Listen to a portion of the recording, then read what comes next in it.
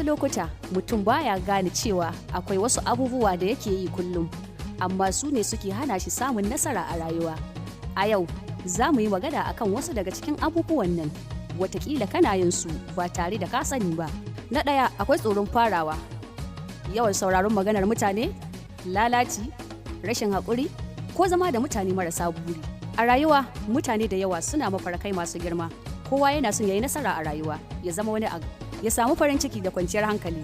Amma abin takaici, wasu abubuwa da muke yi kullum ne suke hana mu kaiwa inda muke so.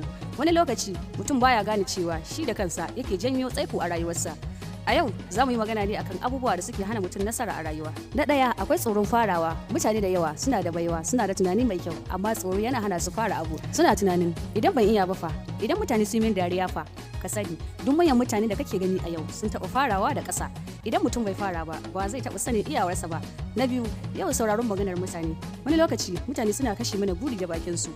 Idan ka ce za ka yi wani abu sai su ce kai ba za ka iya ba. Ai mutane da yawa sun gwada sun kasa. Idan ka tsaya sauraron kowa za ka iya rasa makomarka saboda tsoron mutane. Ba kowa bane zai fahimci burinka. Na uku, lalaci. Nasara tana son aiki, tana son kokari. Mutum yana son canji amma baya son wahala. Yana son arziki amma baya son aiki. Mafarki baya cika idan mutum yana kwance kullum yana jira rayuwa ta canza da kanta. Na hudu, rashin haƙuri. Wasu mutane suna son komai ya zo cikin gaggawa. Da zarar abu ya ɗan yi wahala sai su haƙura. Amma gaskiya ita ce manyan abubuwa suna ɗaukar lokaci. Kai haƙuri da rayuwa. Ka ci gaba da ƙoƙari. Wata rana za ka gode wa kanka. Na biyar, zama da mutane marasa buri. Idan kullum kana tare da mutane marasa mafarki, marasa tunanin gaba, to a hankali su ma za su kashe maka ƙwazo.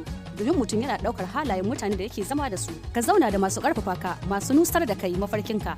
A ƙarshe, nasara ba wai sai kana da kuɗi ba ko gata.